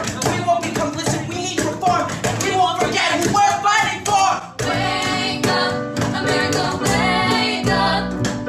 Wake up, America, wake up! Nothing's gonna happen if we don't take action. Nothing's gonna change if we say. And I think whenever we talk about the song, we always talk about how the song healed us. And we don't know if we would have been able to be where we are now if we didn't have these songs to put our feelings and our emotions to. Because when we first wrote them, we didn't really understand that we could make a change because we were so young. And now looking back on it, I'm so grateful that we had the opportunity to do this, because not only did it help us, but it's helping so many other people who just listen to the lyric. I am a former student at Stoneman Douglas High School. I am going to be going to college in a few months. But I was 16 and a sophomore at the time of the shooting. And for me, the shooting was to say that it uprooted everything wouldn't be giving it enough of how much it influenced me. I was so overwhelmed by my feelings of fear and sadness and isolation. I view the songwriting as a way of memorializing the people that we lost, and I've tried to, since then, create art that honors their memory and makes the world a better place in their absence to make up for all the good that they would have done. Gun violence struck my town of Parkland on February 14th, 2 years ago. 17 innocent students and teachers were murdered. Our town will never be the same. It could be your school next. Go out and vote.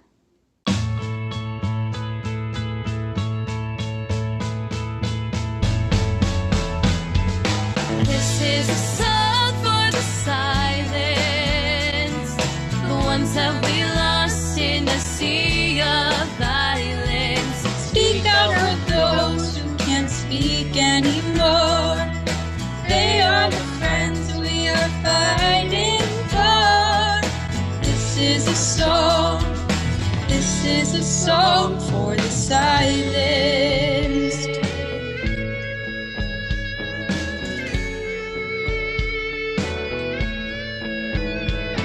They want us to forget and just move on, but we're never gonna stop.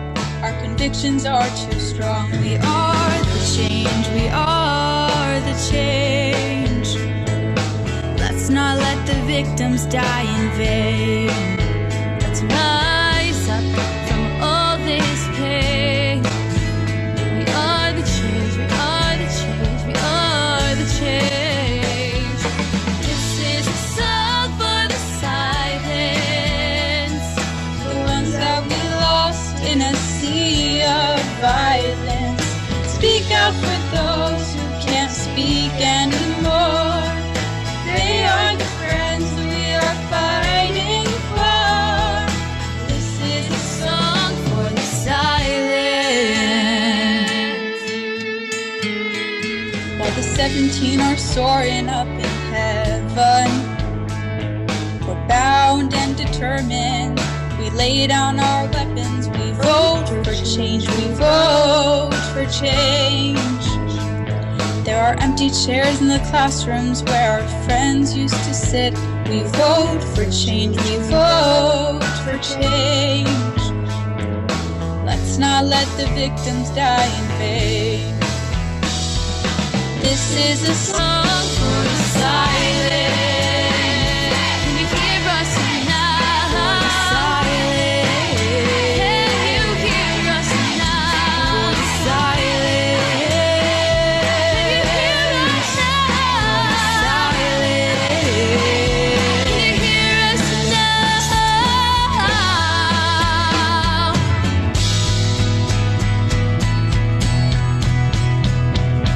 This is a song for the silenced, the ones that we lost in the sea of violence.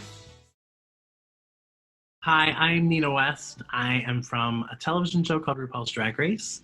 I have been an entertainer and activist for the last 20 years. I've had the chance to work within my own LGBTQIA+ community and to experience the tremendous lows and the incredible highs. I have been around for the last 21 years doing drag and figuring out what about my community ticks, pulses, and bleeds. I remember flying from my hometown of Columbus, Ohio, down to Orlando the day after the Pulse nightclub massacre to be there for my friends, to perform in a benefit, and to talk about the importance of gun regulation and making our country safe again.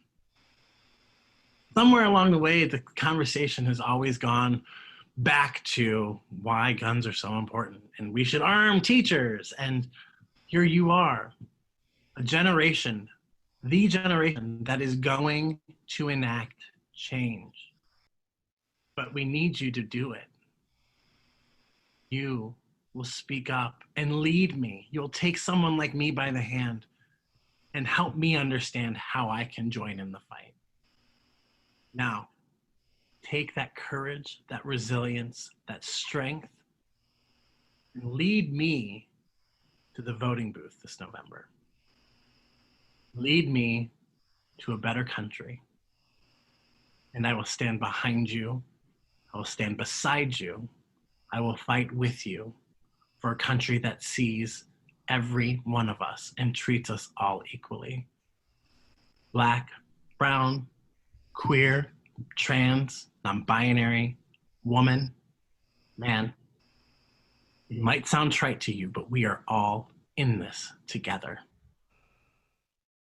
Since the shooting, I've been involved in, as we all have been, advocating for gun reform and gun control, as well as LGBT rights. I'm a trans woman, and I also have been focusing my poetry on exploring that topic, as well as topics of race. It's strange times that we're living in right now for, I'd argue, all minority groups, where we're making huge strides, but we also take huge losses. I'm also transgender, and to see somebody who's using their voice for the better, it really just definitely inspires me. And I have experienced some things where, like, I will get reminded of bad things happened in the past. I mean, of course, not to the level that you have, but I just, like, I think when it runs through my mind, it just definitely terrifies me, and I have to calm myself down. But how do you calm yourself down if nobody's there, you know? It's hard for me, especially when I'm alone. Thankfully, there haven't been a lot of situations like that where I'm isolated and I have an episode of PTSD be triggered. But normally, if I can, I'll listen to music. If it's an irrational thing that I'm panicking about, then music is usually helpful there. Breathing helps. Just sort of detaching myself from my fear and thinking through it and understanding that it's going to be okay. I just kind of wanted to add on to Santina.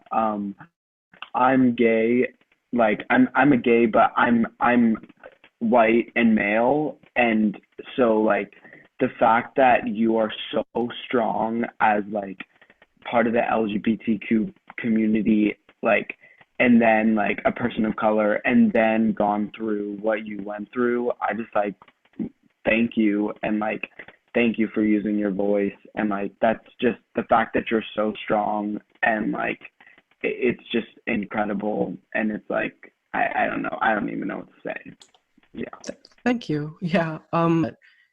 For queer people, trans people, and gay people, there's a lot of internalized stuff that we hold against ourselves. In making progressive action and making change, if you can't vote, a great place to start is examining yourself and the biases that you hold against yourself or the people closest to you, and trying to educate, like, say, your close family members or your friends as someone who actively promotes a better world.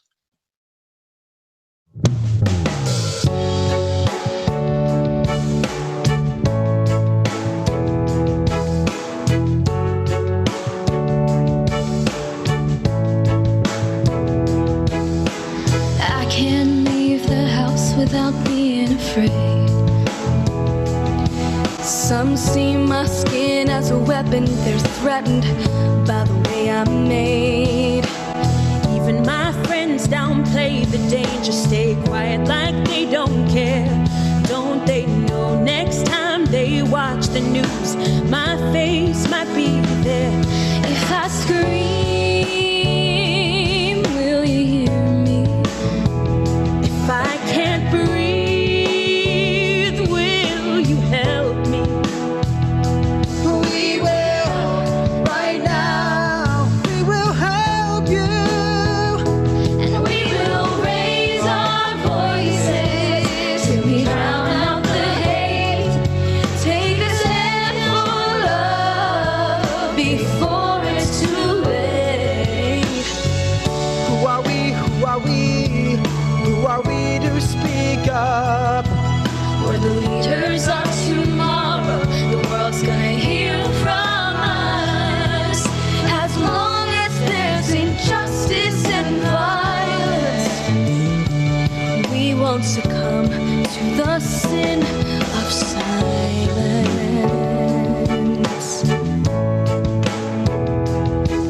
I spoke my truth. I was tired of living a lie. Oh, our love is different. I'm committed to living my pride. But at school, at church, at home, at work, they criticize my every act. They're trying to convert me. They won't succeed. I will fight back.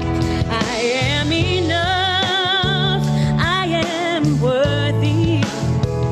If love is love, why do they hate me? Will you love me? We will raise our voices till we drown out the hate. Take a stand for love before it's too late. Who are we? Who are we? Who are we to speak up? We're the leaders of tomorrow. The world's gonna hear from us. As long as there's injustice and violence, We won't succumb to the sin of silence. Ooh.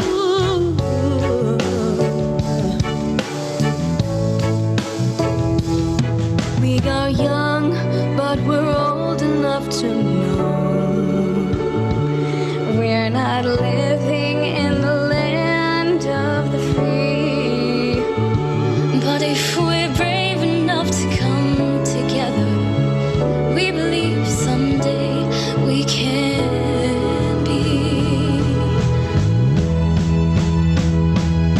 We will raise our voices till we drown out the hate. Take a stand for love before it's too late.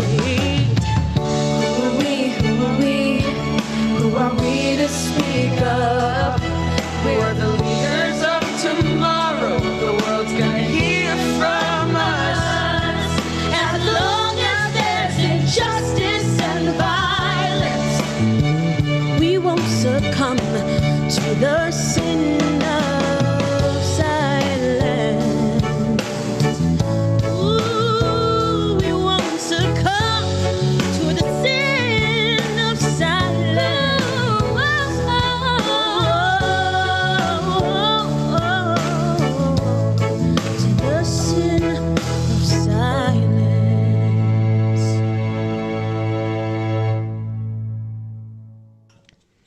How many roads must a man walk down before they call him a man? And how many seas must a white dove sail before she sleeps in the sand? How many times must the cannonballs fly before they're forever banned? The answer, my friend, is blowing in the wind. The answer is blowing in the wind. I'm very proud to be a part of this effort because I sang this song with Paul and Mary at the March on Washington in 1963 and the Selma Montgomery March, and I've been part of this effort for a long time. And I was hoping that the voices of some people who are octogenarians, but absolutely with you and supporting you, and a little bit of our perspective might be welcomed at this gathering of youthful, beautiful, heartfelt energy. Let me just say that I've been in the streets, and that's what we have to do, but until we transform the street power into power from above, the governmental power, we cannot affect the changes we need. So my urgent request to you, as a person who has demonstrated so many years, is you must go out and vote. And I want to introduce you to an activist who can tell you about the struggle and the terrible price that has been paid in order for people to be able to vote. Her name is Letty Cotton Pogrebin. Hi, I'm Letty Cotton Pogrebin. I'm a writer and activist and one of the founding editors of Ms. Magazine, the national feminist magazine that's been publishing for more than 45 years. I'm recording this on August 26th, 2020. So I'm very upbeat because we've been celebrating the passage of the 19th Amendment to the Constitution 100 years ago today. I was raised on the absolute requirement, the compulsion, the necessity to vote. Voting in my Jewish household was as important as going to synagogue on Yom Kippur. You had to vote. And I want to acknowledge that past and what I owe to the suffragists who made it possible for women to vote. And I suppose I want a special message to the young women who are watching this. People died for you to be able to vote. Women went on hunger strikes. They were force-fed raw eggs down a pipe that was shoved down their throats. They chained themselves to the White House fence. They battered and down the resistance for 72 years. No way should you take for granted your vote, and please honor them by going to the ballot box on November 3rd. I want to introduce you to an activist who really defines the word organizing. Please meet Heather Booth. Students, you are the future. You can change the future, but only if you organize and vote. If we organize, we can change the world. I know it from my own experience. When I was a young teenager, I was in Mississippi in 1964 with a Student Nonviolent Coordinating Committee. John Lewis was the chair of the committee in those days. And this picture behind me is of me with Fannie Lou Hamer, a great civil rights leader. But during that summer project, there were 3 young volunteers who were killed because they were helping people, poor Black people in Mississippi, gain the right to vote. But because we organized, we changed the laws, and we passed the Voting Rights Act. We're living in a time of incredible peril and incredible promise. It's perilous because so much of what we care about is at stake, but it's also a time of promise because there is an opening for change. Students, you can change this world, affect the issues of student debt, of climate change, of gun violence, of racial violence. But in order to do that, we need to take action. Organize, vote, encourage others to vote, and you will change this world. Tonight we have seen videos that have turned pain into art. That's why being a part of this was a huge honor for me and a privilege to be able to use our art and to tell the truth and to affect change. And honestly, I was inspired by listening to these high school students and tell their story to me and to tell their truth to me. I hope it inspires you to vote. It is so crucial to listen to the youth when they are crying out. We must vote to protect them. So vote for them. Thank you for being with us tonight. It's time to go, but it's also time to start. Now is the beginning. What we've just watched is challenging, and it's powerful, and it's painful. So many people have sacrificed everything to continue this democracy. Wars have been fought over this. Countless men and women have died so that we could peacefully walk into a booth and cast our ballot for the person that most aligns with the things that we believe in this world. Kindness, generosity, grace, diversity, equality, an important sense of self and an important sense of community. Understand that in this responsibility we all have as American citizens, we also have this tremendous opportunity to use our voice for those who might not have the right. That great promise that we all understand as an American nation, or we used to, that we need to get back to. This is a land of dreamers. Some of us might be natural citizens, others might be immigrants. Some might be too young to cast their ballot. You, my friends, have so much power in your hands to help speak for those who have no voice. In this moment, I hope you find your voice. I hope you use your voice. I hope you go out into the streets and you protest and you sing songs and you dance with one another and you celebrate the beauty of everything that is this life. And in that celebration, I also hope you use that voice to go into a voting booth or to cast your ballot early and mail it in and use the great USPS to use and exercise your most incredible right in this country, the right to vote.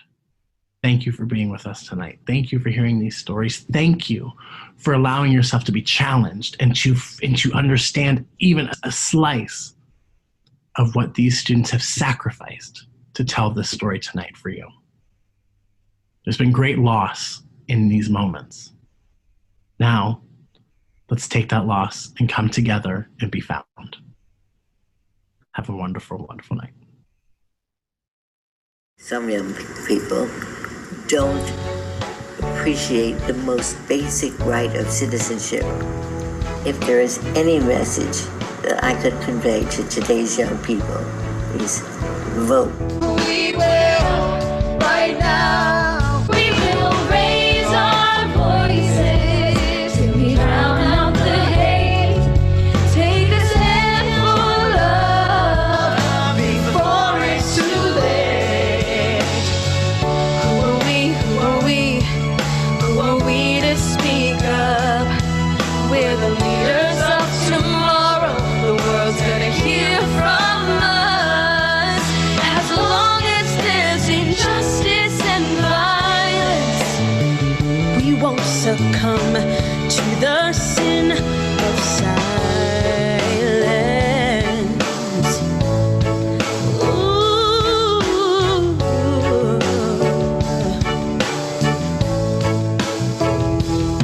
We are young, but we're old enough to know we're not living in the land of the free.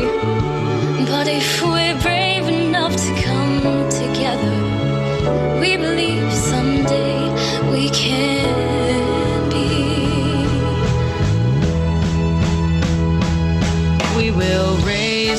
our voices till we drown out the hate.